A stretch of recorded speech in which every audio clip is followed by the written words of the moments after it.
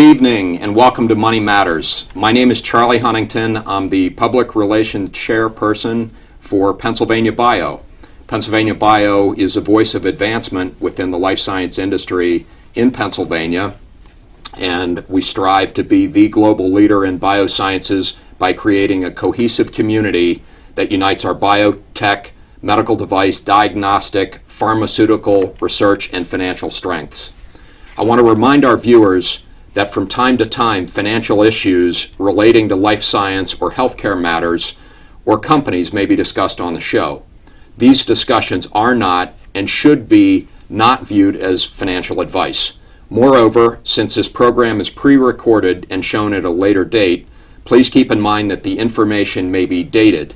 You should always check with your financial advisor before entering into any financial transaction. I want to also remind you that here's how you can send your questions to Money Matters to be answered on an upcoming episode.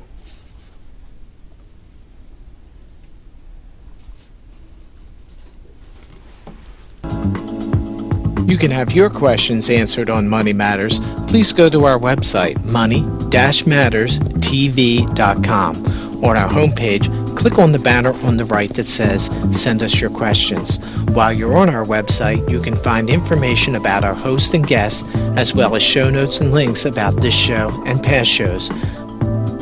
Money Matters is also available as a podcast on iTunes and Stitcher, so you can listen to Money Matters while you're on the go. That website address, again, is money, M-O-N-E-Y, -matters, M-A-T-T-E-R-S, TV.com. Tonight, I am pleased to have with me on the show Michael Romano. Mike is a partner for finance, accounting, and outsourcing at McGladrey LLP. McGladrey is a leading provider of assurance, tax, and consulting services focused on the middle market, and Mike's role with McGladrey is overseeing the firm's life science practice for Pennsylvania and New Jersey. Welcome, Mike. Thank you, Charlie. You have been on the show before, and can you share with our viewers what you and what McGladrey has been up to since we last heard from you? Yeah, so thanks for having me tonight. I appreciate being here to co-host with you. Since I've been here, a little bit's happened. When I was here last time, I was with a little bit smaller firm than McGladrey. I'm still a partner in the finance and accounting outsourcing arena, but that was with FACC, which was a regional firm at the time of about 100 or so folks. FACC recently merged with McGladrey effective the first of the year. So pretty much instantaneously overnight we were transformed from about a 100-person firm to about 7,000 people. So now thrilled to be part of McGladrey, a national firm, a national footprint with much larger breadth and scale of resources. Still very much focused and dedicated to the early stage community and mid-market size companies. And as you know about me, Charlie, I love the life science space. I've spent a lot of time, virtually my whole career, working in and around the space. So now as part of McGladrey, I'm the life science partner in charge and focusing on life science companies in Pennsylvania and Southern Jersey. So thrilled to be here. And I know, we were able to talk about an issue that I had in San Diego just a few weeks ago. So you guys have a presence literally all over the country. Yeah, we do. do. Based in Chicago, correct? The headquarters is Chicago. We have about, I think, 70 some offices across the country. Yeah, about 77 last count. Okay. Yeah. Okay. Very good. Yeah. Well, I'm glad it's going well. Yeah, thank you. I'd like to introduce tonight's special guest, Dr. Oye Olukotun. Dr. Olukotun is president and CEO of Epigen Pharmaceuticals. He's also the managing partner of CR Strategies LLC, a medical products consulting company. He's vice chairman of CardioVax Incorporated, a biotechnology company focused on developing innovative cardiovascular therapies. He's a co-founder of Via Pharmaceuticals and served as the company's chief medical officer. He's a board-certified cardiologist and has 30 years of experience in clinical research and drug development in the pharmaceutical industry. He was chief medical officer of Aspirion Therapeutics, a cardiovascular drug development company, until its acquisition by Pfizer in 2004. From 96 to 2000, Dr. Olukotun was Vice President of Medical and Regulatory Affairs and the Chief Medical Officer for Mallinckrodt after spending 14 years at Bristol-Myers Squibb, where he served as Vice President of 2 divisions focused on cardiovascular research. He received his MD degree from Albert Einstein College of Medicine in New York. He obtained a master's in public health from Harvard. He did his undergrad degree in chemistry at UNC Chapel Hill while playing soccer as a Tar Heel. He's a fellow of the American College of Cardiology, as well as something near and dear to my heart, which is a fellow at the American Heart Association. Welcome, Oye. Thanks for having me. Absolutely. Can you tell our viewers about Epigen Pharmaceuticals, please? Epigen Pharmaceuticals is a clinical stage pharmaceutical biotech company, which was founded through the auspices of the University of Pennsylvania. The research was based on the research, and the intellectual property came from the University of Pennsylvania. I was invited to help accelerate the intellectual property of the discoveries at the University of Pennsylvania to commercialize the product concept that was discovered at the University of Pennsylvania. And how long ago was this? I was invited about March of last year, 2014. Okay. And I incorporated the company in June of 2014 and assembled a team who have worked with me in the past, a team of about 6 to 8 people with a lot of experience in developing pharmaceuticals. So we quickly got a team together, and we're off and running. Are you virtual? We're mostly virtual. Most of my staff, actually, most of my team, I shouldn't say staff, most of my team are in Bucks County. I live in outside of Princeton, so the company's office, headquarters, is based in Princeton. Okay. But we're mostly virtual, exactly. So, Oye, you talk about, or the company is focused on cardiac therapies. Could you tell us a little bit more about that? Yes, the epigenetics is it's an emerging science that shows that you're not just controlled by your DNA, that there's some things that can affect the expressions of your DNA, and it's called the whole field is epigenetics.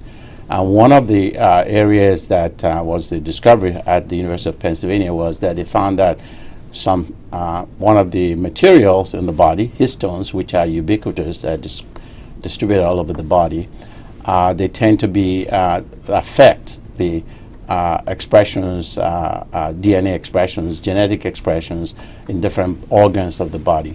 And when those organs are stressed, like cancer or heart attacks, there is upregulation of them.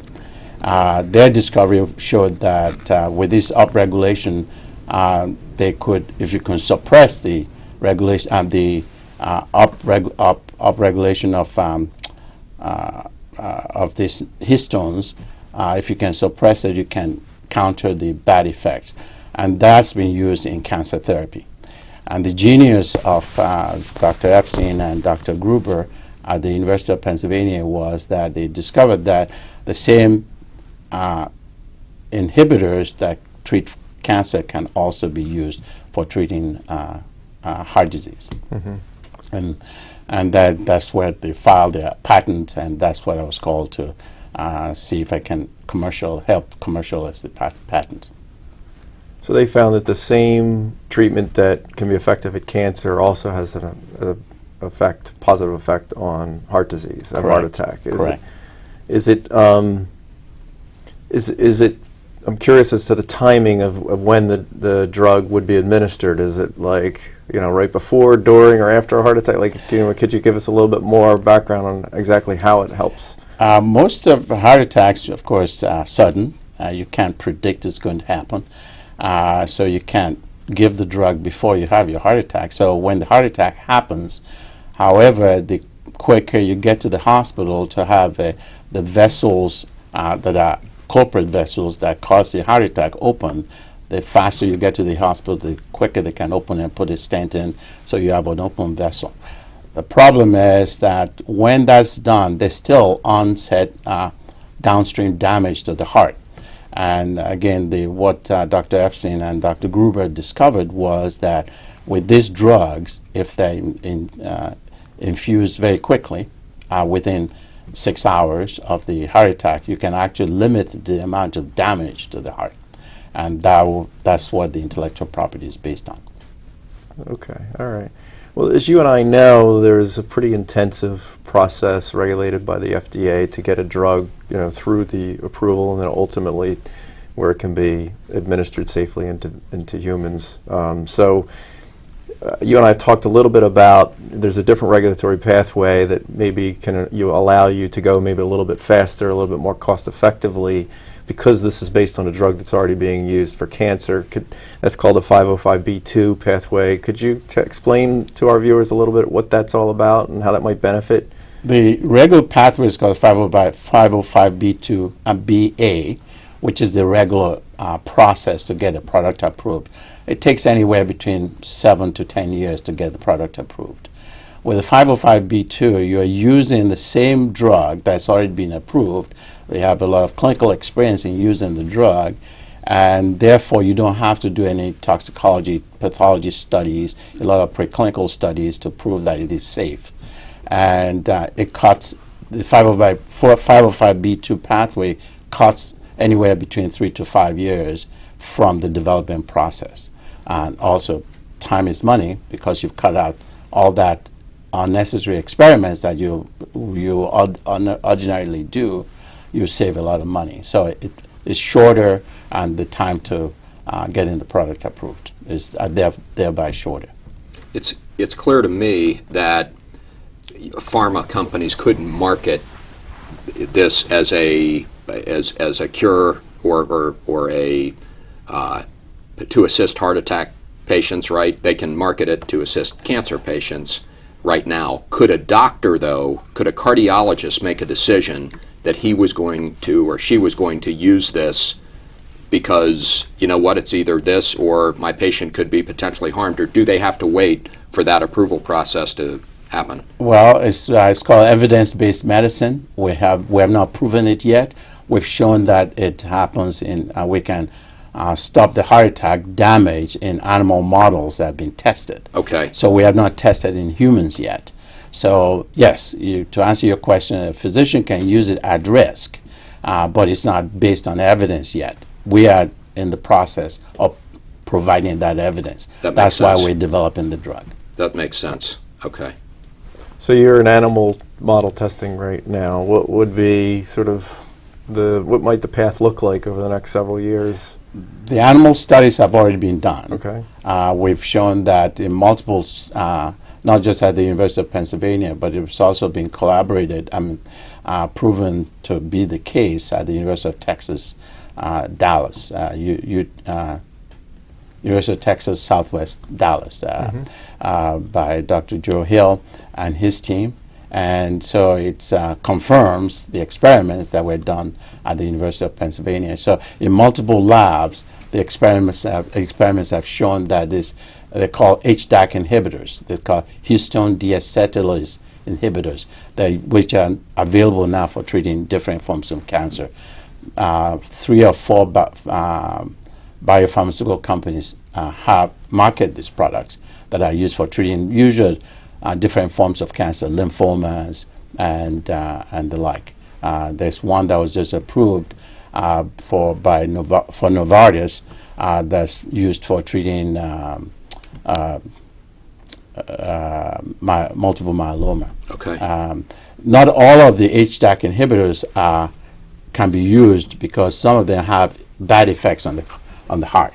But for cancer patients, they can be tolerated and they're used, but some of them have black box warnings. You can't use them. So to answer your original question, if a doctor chooses to use this, they're doing that risk because some of them have a black box warning. They can't use it in all patients. Okay. The ones we've picked, based on the experiments that have been done at the University of Pennsylvania, have been shown to have none of these effects. Is the patent exclusivity the same on this 505b2 that it would be on 505b1? So in other words, if you have a drug that's on the market right now and it may be headed towards or already in a generic formulation, would that reset the clock for the new purpose? Correct.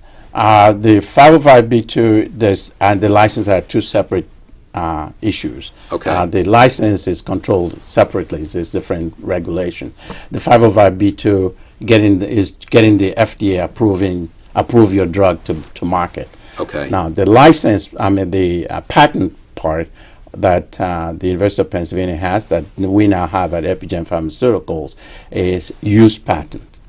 It's not composition of matter. So we have to produce the drug, Yes. and we have the pharmaceutical companies cannot market this product because we at the University of Pennsylvania have that use patent. Got it. So in order for any pharmaceutical company to want to market the drug for this purpose, they have to come to us. Okay. Yes. But a doctor could decide on their own. To use it, correct. Okay. At risk. Exactly. Yes, And- at risk. Okay. That makes sense. Thank Yes. you. Is there anything like this on the market for right now, like competing drugs for cardiac that maybe uses the same sort of kind of underlying research, if you will? I mean, I know not for treatment of cancer, but for treatment of cardiac infarction. I'm glad you brought that up, Mike. As far as we know, no drug is available for limiting the myocardial damage that we're talking about. No drug is available at the moment. We will be the first using this mechanism to stop this kind of damage to the continuing damage to the heart. Now there are a lot of clot busters that are available that are used, and they open up the vessels and so on. But in terms of ongoing damage to the heart, there's no drug that's approved for this at the moment. So this will be the first. Yes, What it'll be if first. things go according to plan, go well? Is that 5 years? Is that We hope it will be much less than 5 Right. years because the product is already shown to be safe. We're reformulating the drug because the drug that we've picked right now is only available orally. So we have to reformulate, make sure that the drug can get into the heart very quickly, given as an intravenous formulation. So a patient comes in as having a heart attack, just before the cardiologists open up their vessels so that they can put a stent in, keep the buzz. They hang this material, making sure that the drug gets into the heart as quickly as possible within 6 hours of having the symptoms of a heart attack. So it's not something that, say, EMTs en route would do. It's something that would typically At happen the in the moment, hospital. it will be mostly in the hospital. It'll Right. be at the Cardiac ER? intensive care. cardiac Yeah. unit. Yeah. Okay. Where the percutaneous, it's called PCI, percutaneous coronary intervention is being done. Okay. So a doctor, an interventional cardiologist, puts a catheter in, opens up the vessel, put a stent in. Just before he starts this process, this drug will be, ideally will be hung, infused into the patient's vein. Okay. And gets to the heart very quickly that way. That's what we envision it to have. That's what we envision that will happen with the drug. I'm Great. curious, one of the benefits you talk about is to limit the infarct size. Yes. What does that mean? Maybe in layman's terms, like Limiting of infarct size meaning you're reducing the amount of damage to the heart. When a vessel clogs up, there is a downstream damage to that the rest of the muscle, the pumping muscle of the heart. Now, there are different mechanisms by way that have been done over the years, and I've done some of those studies myself with drugs to limit the amount of that damage. So that's what I mean by infarct size. So if you can think of a burn, a first-degree burn, a second-degree burn, and the burn sort of extends over time over the heart. So that's limiting the burn to the heart. The more burn there is, there's more damage to that heart. You want to limit that as much as possible. And there's some drugs that have been used for that over the years, including ACE inhibitors, clot busters, and so on. But after doing all this, there's still ongoing damage that's that's still there. That's still going on.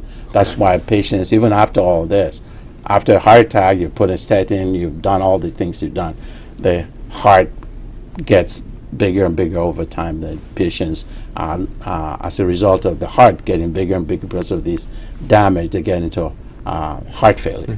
And the heart failure is begin to be a major problem for this country, because people are living through their heart attack, they're not dying, but the damage to the heart continues. Well, that's what I was going to ask you next, if you have any statistics yet that you can share. I'm not sure that you either have them or maybe are not at will to share it, like in terms of that benefit, the survival rates, like. That's the experiment we're planning to do. Okay. It's called proof of concept, where we enroll patients, give this drug, do the experiments in patients, so to speak, hang this material, and in some of them will get placebo, some of them will get the real material, and we'll compare how well they do. So the hope is that we will save more lives. More people who get this product will be survive more than the ones who did not, or at least they don't develop the heart failure that they will do, that will ordinarily will become. And would there normally be some sort of long-term tracking or continued monitoring? Correct. Well, when patients come in, this is a one-shot experiment that we plan to do. The patient gets the drug, and we follow them over time. Within 6 months, it's a statistical number that we know over the years that a number of these patients will develop heart failure, and we can tell the ones who have developed heart failure versus the ones who have not. And the hope is that we can reduce the number of patients that develop heart failure from using the drug.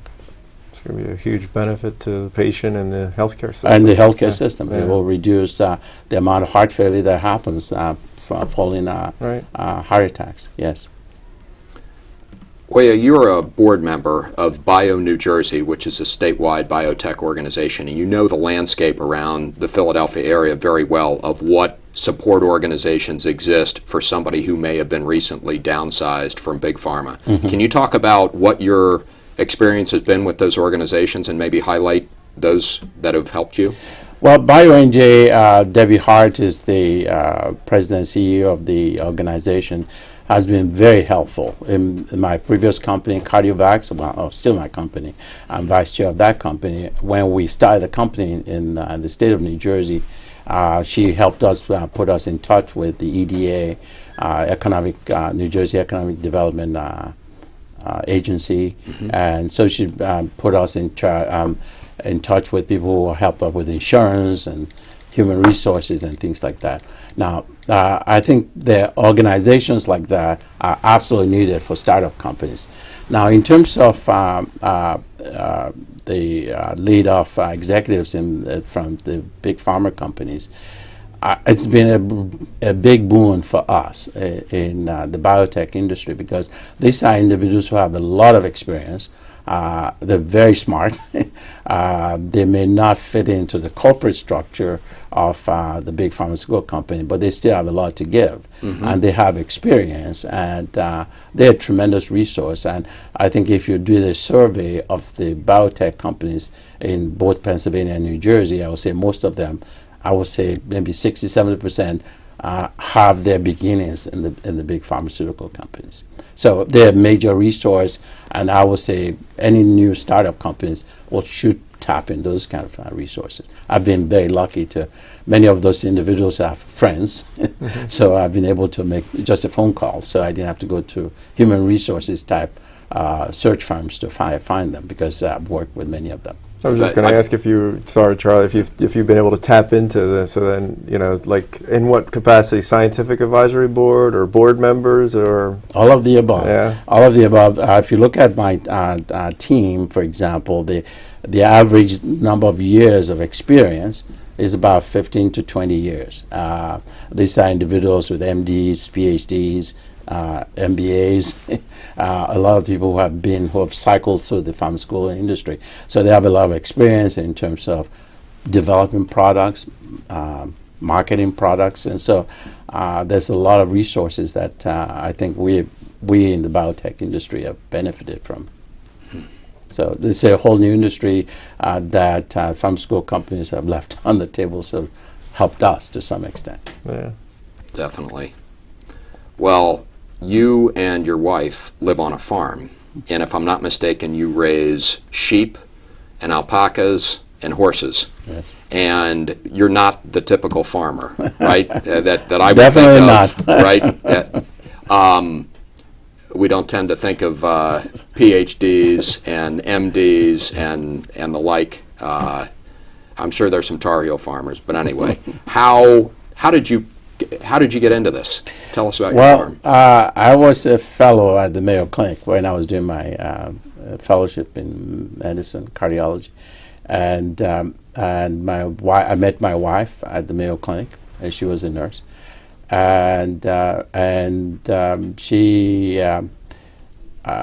through her, the person who actually introduced us is the granddaughter of one of the Mayo brothers. Okay. And through her, I got interested in farming and raising horses, and that was my idea. And then I got busy. My wife then took it over. And so our first farm was in Minnesota when I was a fellow at Mayo Clinic. Our second farm was when we were in Connecticut when I was working at Pfizer. And then our third farm now is in Hopewell, New Jersey, and my wife raises sheep, alpacas, and horses, and at one time children. So are there grandchildren who come over now? And No grandchildren yet. There are one son is married, one son just got engaged, and the third son, we don't know what he's doing yet. Okay. But no grandchildren yet. But my wife loves to take little boys and girls through the farm and show them the alpacas and the sheep. And right now it's lambing season, lots of baby lambs, and she's enjoying being producing a petting zoo, so to speak, for awesome. Little kids to come. So they don't, you know what? Memories are made these days by getting out and experiencing things, not being plugged in if you're a kid, right? Some electronics. So. Is it purely for enjoyment, or is well, there mostly for enjoyment. is there a But we have a farm. element to it? Yeah, well, there's a farmland assessment. We have Okay. about 56 acres. Farmland assessment, but it's mostly enjoyment. I will say that if my wife were to depend, if we were to depend on the income from the farm, we will starve. There's not much of an income in there. So my wife talked me into a cat, and I was alarmed to find out how long they live. How long does an alpaca live? I don't know. I think it depends how well you take care of them. Some of them lived up 20 years. Okay. The horses, we have horses that have lived up to 23 years. And the sheep, of course, it depends on the season. And we have our border collies too to help my wife herd the sheep. Well, Dr. Olukotun, I want to thank you very much. Mike, thank you for co-hosting the show. And I want to remind our viewers that our next guest, or I should say guests, they're going to be a student group focused on money. And also want to remind you that Money Matters is now available as an audio podcast on iTunes and Stitcher Radio, listed as Money Matters, the podcast for mobile devices. The video is available on our YouTube channel as well as our website. Thank you and good night.